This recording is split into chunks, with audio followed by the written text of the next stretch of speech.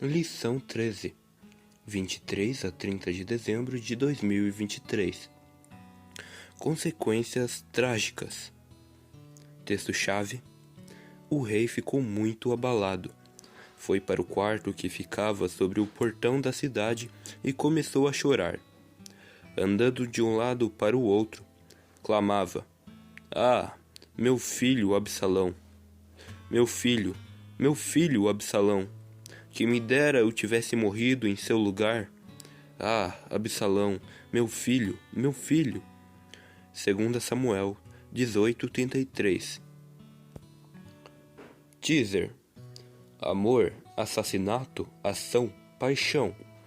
As histórias dessa semana têm de tudo. Num concertante drama de intriga, traição e tragédia. A história começa com Amon, o filho mais velho do rei Davi, totalmente obcecado por sua meia-irmã Tamar. Quando Amnon desonrou e envergonhou Tamar ao estuprá-la, Davi ficou furioso. Mas, lembrando-se de sua própria sedução a Batseba, falhou em punir seu amado primogênito pelo crime. Absalão, o irmão de Tamar, prometeu vingança, e 2 anos depois, ele mandou matar Amnon. A morte de seu primogênito deixou Davi arrasado, enquanto Absalão fugiu para a cidade de seu avô materno. Agora, Davi achou que certamente deveria haver uma punição. Então, proibiu Absalão de voltar. Isso apenas tornou os problemas piores, porque nos 2 anos em que esteve fora, Absalão teve bastante tempo para alimentar sua ira e conspirar para tomar o trono de seu pai. E aí você pode imaginar o que aconteceu. Enquanto estuda esta lição com histórias cheias de ação, observe os temas. Como Deus oferece perdão e redenção, mas o pecado ainda tem suas consequências. A importância da disciplina e do castigo para o pecado, o valor de conselhos sábios e a importância de procurar fazer primeiro a vontade de Deus, os perigos do poder e do orgulho, e a necessidade de confiar em Deus. Roteiro original. Nem todas as histórias registradas na Bíblia tiveram um final feliz. E fica evidente quais são as consequências quando as pessoas fazem más escolhas. Leia a história completa de Absalão em 2 Samuel 13 a 18. De que forma os eventos dessa história são um cumprimento das palavras do profeta Natã a Davi depois de seu pecado com Batseba? Observe que Natã disse a Davi na ocasião: "Por isso, a espada nunca se afastará de sua família, pois você me desprezou e tomou a mulher de Urias, o Hitita, para ser sua mulher. Assim diz o Senhor: de sua própria família trarei desgraça sobre você. Tomarei as suas mulheres diante dos seus próprios olhos e as darei a outro, e ele se deitará com elas em plena luz do dia. Você fez isso às escondidas, mas eu o farei diante de todo Israel, em plena luz do dia." Essa profecia se cumpriu porque Deus fez com que ela acontecesse, ou foi uma consequência natural dos pecados de Davi. Que efeitos você acha que o adultério de Davi com Batseba teve sobre seus filhos, em seu relacionamento com familiares e amigos, e sobre a nação de Israel? Nessa fase da vida, a história de Davi se parece mais com uma tragédia. No entanto, ainda assim Deus esteve com ele e manteve suas promessas. Zoom. Davi chorou, e chorou muito. O texto-chave dessa semana é um dos mais tristes na Bíblia. As emoções de Davi em relação a Absalão haviam entrado em conflito, mas ele nunca deixou de amá-lo. Davi sabia que a morte de Absalão, em grande parte, resultado de suas próprias ações. Seu pecado com Batseba havia dado início a uma cadeia de tragédias.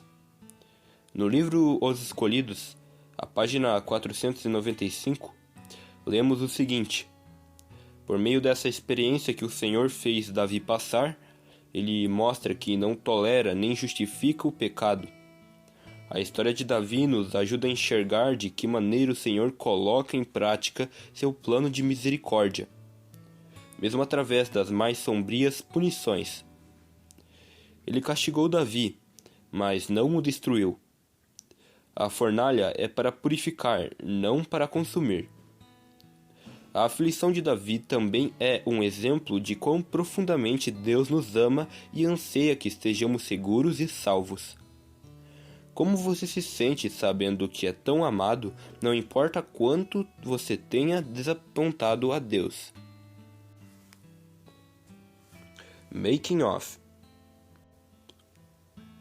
A Nem-Revised Standard Version acrescenta uma linha para 2 Samuel 13:21, encontrada nos pergaminhos do Mar Morto, que outras traduções omitem.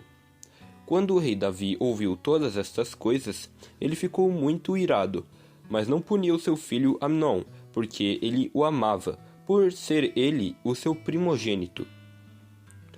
O primeiro e o segundo livro das Crônicas foram escritos depois que os israelitas retornaram do exílio em Babilônia para encorajar os leitores a não perderem a esperança, a despeito de todas as coisas más que tinham acontecido. Em contraste com os erros e fracassos registrados em Samuel, Crônicas apresenta um resumo, uma versão de boas novas da história de Davi, passando por alto as histórias de Betseba, Absalão e Adonias. Joabe, comandante do exército de Davi, ficou furioso quando o rei não recebeu os soldados no retorno da batalha e ainda lamentou em voz alta a morte de Absalão. O general foi duro em suas palavras, e Davi humildemente lhe obedeceu. Aitofel era um líder político talentoso, famoso por sua sabedoria. Ele fazia parte do grupo especial de conselheiros de Davi. No entanto, ele renunciou à sua posição para dar apoio a Absalão na rebelião contra o rei. Sua atitude tinha como objetivo vingar-se de Davi por causa de um erro cometido no passado. Betseba era neta de Aitofel.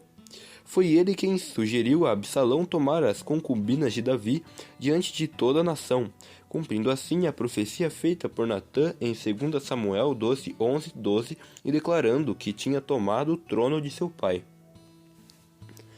Uzai voltou para Jerusalém para oferecer apoio a Absalão como parte de uma estratégia para proteger Davi. Absalão ficou envaidecido com o suposto apoio de Uzai e o recebeu de braços abertos. Uma das orações de Davi foi para que Deus transformasse em loucura os conselhos de Aitofel. Como Absalão acabou dando ouvidos mais ao conselho de Uzai do que o de Aitofel, essa pode ter sido a resposta de Deus à oração de Davi. A participação de Uzai foi essencial para que o desfecho da história fosse favorável a Davi. Extras. Lê em sua Bíblia os textos adicionais dessa semana. Qual deles mais chamou sua atenção? Copie nas linhas a seguir. Os textos adicionais dessa semana são Salmo 3, 4-6, Salmo 27, Provérbios 11, 14. Davi escreveu o Salmo 3 enquanto fugia de Absalão, clamando a Deus por libertação. Leia o Salmo inteiro. Perceba os sentimentos desse pai desconsolado. Ele percebeu que o motivo de sua aflição era seu próprio pecado, mas o Senhor não o abandonou. Ele demonstrou ser humilde, altruísta, generoso e submisso, mesmo em meio a injustiças e insultos cruéis. Nunca o governante de Israel foi mais verdadeiramente grande aos olhos do céu do que nessa hora de sua mais profunda humilhação. Nossos fracassos podem até adiar o cumprimento das promessas de Deus, mas não impedir que elas se realizem. Panorâmica. Leia os 2 últimos capítulos, 72 e 73, do livro Os Escolhidos. Você vai se sentir como num filme de ação. Note como a omissão de Davi acarretou ainda mais problemas.